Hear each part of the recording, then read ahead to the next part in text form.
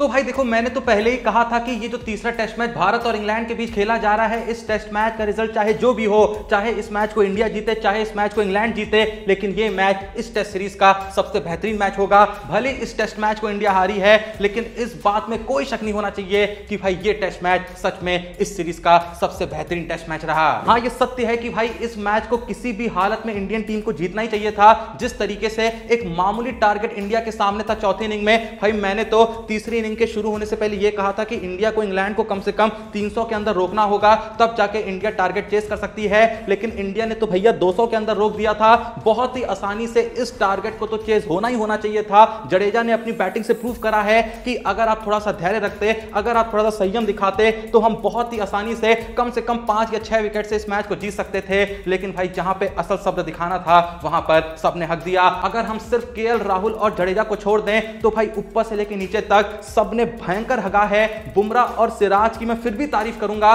कि उन्होंने एक स्ट्रगल दिखाया, उन्होंने कोशिश करी, कुछ बॉलें फेस करके यह साबित करा कि भाई हम यहां पर इस मैच को जीत सकते हैं। लेकिन जिस तरीके से बाकी बैट्समैन यहां पर फेल हुए, चाहे जायसवाल हो, चाहे करुण नायर हो, चाहे कप्तान गिल हो, चाहे ऋषभ पंत हो, चाहे फिर नीतीश कुमार रेड्डी हो, चाहे फिर सुंदर हो, भारत ने मात्र 82 रन पे अपने 7 विकेट खो दिए थे। लेकिन उसके बावजूद भाई जिस तरीके से जडेजा पारी को धीरे धीरे आगे लेके जा रहे थे, भाई इंग्लैंड की फट चुकी थी। और एक वक्त पे इंग्लैंड ने ये एक्सेप्ट कर लिया था कि भले ही एक आध विकेट बाकी हैं, लेकिन जडेजा इस मैच को खींच के ले जा लेंगे। पर भाई जिस तरीके से बुमराह आउट हुए, उसके बाद जिस तरीके से सिराज आउट हुए, मैं देखो दोष तो नहीं दूंगा कि भाई इनकी वजह से हारे हैं, लेकिन भाई वो गलतियां भी नहीं हुई होती ना, तो जडेजा बहुत ही आसानी से इस मैच को जिता ले गए होते। क्योंकि जडेजा जिस तरीके से खेल रहे थे ना, भाई वो बंदा आउट तो ना होता। कहीं ना कहीं भाई एक बार फिर से जडेजा ने पूरी दुनिया को यह जवाब दे दिया, खासकर अपने देश के लोगों को यह जवाब दे दिया जो कहते थे कि जडेजा जैसा प्लेयर हमको आने वाले वक्त में मिल सकता है। जडेजा की लेगेसी कोहली और रोहित या फिर बुमराह की लेगेसी के बराबर नहीं है। भाई हाँ, जडेजा ने सच में प्रूफ करा है कि उनकी लेगेसी इनके बराबर नहीं है।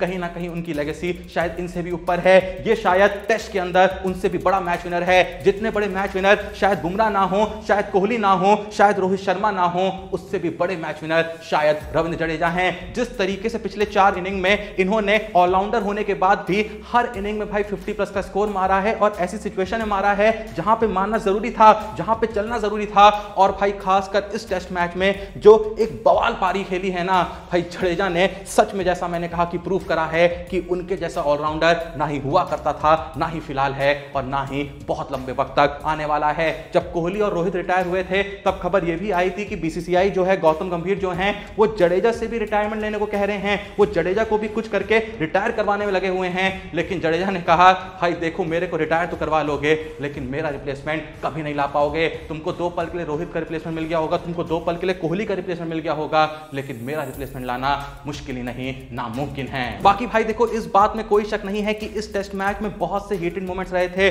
बहुत से लड़ाई झगड़े हुए थे। चाहे गिल और क्रॉली वाला मसला हो, जहां पर गिल ने क्रॉली से कह दिया था, भैया बॉल्स हैं तो खेलो ना। उसके अलावा कल के दिन हमको जडेजा और कार्स के बीच भी एक मुठभेड़ देखने को मिली थी, जहां जडेजा रन लेते उनसे भिड़ गए थे। बहुत ही गर्मा गर्म वहां पर माहौल हो गया था। लेकिन भाई देखो, ये जितनी भी लड़ाइयां हुई ना, खासकर सिराज पे जिस तरीके से 15% मैच फीस का फाइन तक लग गया, ये सारी ही लड़ाइयां भाई सफल हो जाती अगर इंडिया इस मैच को जीत गई होती। लेकिन जिस तरीके से इंग्लैंड ने एक ऐसे मैच को जीता है जहां पर जीतने की चांसेस इंडिया की थी, जहां पर इंग्लैंड की ऑडियंस कह रही थी कि इस मैच को इंडिया ही जीतेगी, ऐसे मैच को इंग्लैंड जीत के ले गई। तो भाई जितने भी मसले हुए, जितनी भी लड़ाइयां हुई ना कहीं उनको भी इंग्लैंड ही जीत गई। अगर ये मैच हम जीत गए होते, तो भाई जो मजा आता ना सेलिब्रेट करने में, इतना मजा भाई दूसरे टेस्ट मैच को जीतने में नहीं आया था। बाकी भाई देखो, गिल ने अपनी तरफ से कप्तानी के दौरान जितनी स्लेजिंग हो सकती है करने की कोशिश करी थी, पर भाई चौथी इनिंग में जब गिल बैटिंग करने के लिए आए थे, जिस तरीके से इंग्लैंड वाले उनकी स्लेजिंग कर रहे थे, और बकायदा भाई वो जो स्लेजिंग थी वो वर्क कर रही थी, भाई इतने ज्यादा अनकंफर्टेबल हो गए थे शुभमन गिल कि कमेंट्री में बैठे संजय मंजरेकर भी ये कहने पे मजबूर हो गए थे कि इंग्लैंड के प्लेयर्स ने शुभमन गिल को स्लेजिंग और कांस्टेंट प्रेशर से डिस्टर्ब करने की कोशिश की। वो थोड़ा सा अनसेटल्ड लग रहा था। इसी के कॉन्ट्रास्ट में जब विराट कोहली हुआ करते थे, जब कोई उनको इस तरीके की स्लेजिंग करने की कोशिश करता था, तो वो और ज्यादा यहां पर बवाल पारी खेल जाते थे, क्योंकि उनको काफी पसंद था जब अपोजिशन उनके अगेंस्ट इस तरीके की हरकतें करता था। वैसे भाई जहां अभी हम लोग जडेजा की बात कर रहे थे, तो भाई मैं यहां पर तुमको यह भी बता दूं कि जडेजा ओनली इंडियन है पिछले 72 साल में जिन्होंने लॉस टेस्ट की दोनों ही इनिंग में 50+ का स्कोर मारा हो। बाकी देखो, बैटिंग में जडेजा के अलावा केएल राहुल की भी यहां पर तारीफ बनती है। भले ही कल के दिन ज्यादा कंट्रीब्यूट नहीं कर पाए, लेकिन जिस तरीके से पहली इनिंग में उन्होंने शतक मारा, जिस तरीके से दूसरी इनिंग में 39 रनों का योगदान दिया, भाई केएल राहुल ने भी कहीं ना कहीं ये प्रूफ करा है कि मुश्किल सिचुएशन होगी तो तेरा भाई चलेगा। और भाई मेरा भी कसम से पूरे तरीके से दिल टूट गया था, चकनाचूर हो गया था जब भाई सिराज बोल्ड होने के बाद जमीन पर बैठ गए थे। बहुत देर तक वो उठे तक नहीं थे। उसके बाद रूट आते हैं, थोड़ी सी स्पोर्ट्समैनशिप का हमको नजारा देते हैं, थोड़ा सा मुआयना देते हैं और कहते हैं कि भाई जितनी गर्मा गर्मी थी मैदान तक थी, अब मैच खत्म, दोस्ती चालू। ये दोस्ती तेरे दम से है। लेकिन भाई यार देखो, ये बातें सुनने में अच्छी लग सकती हैं, लेकिन भाई इंडिया को ये मैच जीतना चाहिए था। जो भी हो जाए, जो भी कह लो, इंडिया को ये मैच जीतना चाहिए था। बहुत सारे एक्सक्यूज यहां पर दिए जा सकते हैं, जडेजा की तारीफ करके हम इस हार का दुख छुपा सकते हैं, लेकिन जो भी कहो, इस मैच को इंडिया को जीतना चाहिए था। अगर भाई इंडिया ये मैच जीत जाती, पहले तो लॉर्ड्स का टेस्ट मैच जीत जाती और 2-1 की यहां पर बढ़त मिल जाती। उसके बाद भाई बचे हुए 2 टेस्ट मैचों में से बस 1 मैच यहां पर इंडिया को जीतना होता और अगर एक भी मैच इंडिया जीत जाती, इतिहास रच गया होता। अब भाई इंडिया को बचे हुए दोनों टेस्ट मैच जीतने हैं अगर इतिहास को सच में रचना है। एंड कहीं ना कहीं देखो भाई, इस टेस्ट मैच का जीतना इंडिया के लिए इसलिए भी जरूरी था क्योंकि भाई बहुत बातें उल्टी सीधी हो रही थी, जो बातें मैं आपको पहले ही बता चुका हूं। लोग फिर से कहेंगे देखो बुमराह खेल रहा था ना इसलिए हार गए। भाई बुमराह दूसरे टेस्ट मैच में नहीं थे, इंडिया जीत गई। पहले टेस्ट मैच में और तीसरे टेस्ट मैच में थे, इंडिया हार गई। और भाई इस टेस्ट मैच में एक बार फिर से बुमराह ने 5 विकेट हॉल लिया था, जिस तरीके से उन्होंने पहले टेस्ट मैच में लिया था। और साथ में भाई इसमें बैटिंग में भी भाई अच्छी खासी बॉलें यहां पर खेल गए थे।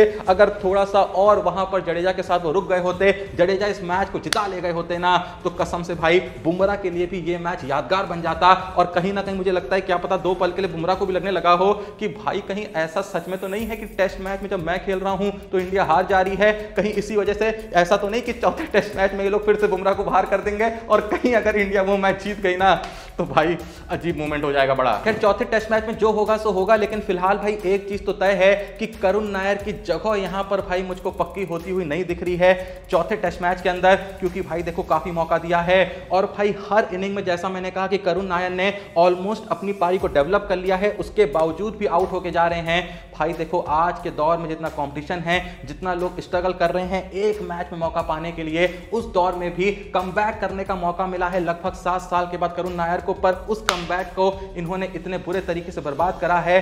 पहली इनिंग में जहां 4 पे 0 मारे, दूसरी इनिंग में 54 पे 20 मारे, तीसरी इनिंग में 50 पे 31 मारे, चौथी इनिंग में 46 पे 26 मारे, पांचवी इनिंग में 62 पे 40 मारे, छठी इनिंग में कल के दिन 33 पे 14 मारे। भाई एक पारी तो ऐसी आती जहां पर लगता कि भाई इसके रन जो है सच में टीम के लिए अच्छे से काम आए हैं, लेकिन ऐसी एक भी पारी नहीं आई है। जैसा मैंने कहा कि ऑलमोस्ट हर इनिंग में इनको सेटल होने का मौका मिला है, ऑलमोस्ट हर इनिंग में लगभग 50 बॉलें खेल के गए हैं, पर उसके बावजूद भी अगर वो अपनी पारी को बड़ी पारी में कन्वर्ट नहीं कर पा रहे हैं तो इसका मतलब ये है कि करुण नायर आज के दौर के लिए थोड़ा सा फीके पड़ गए हैं। हो सकता है कि चौथे टेस्ट मैच में भी इन पर फिर से एक बार भरोसा टिका दिया जाए, एक आखिरी मौका दे दिया जाए, लेकिन आपके हिसाब से क्या ये मौका देना चाहिए या नहीं देना चाहिए, जो भी आपका सोचना है कमेंट सेक्शन में जरूर बताइएगा। बाकी देखो मौका किसी को मिले या ना मिले, लेकिन भाई इज्जत देखो आने वाले वक्त में जडेजा को वैसे ही मिलनी चाहिए जैसी हमने कोहली को दी है। जिस तरीके से सर पे हमने रोहित शर्मा बुमराह को बैठा के रखा है, उसी तरीके से भाई उतनी ही शिद्दत के साथ, उतने ही प्रेम के साथ, उतने ही सम्मान के साथ हमें जडेजा को भी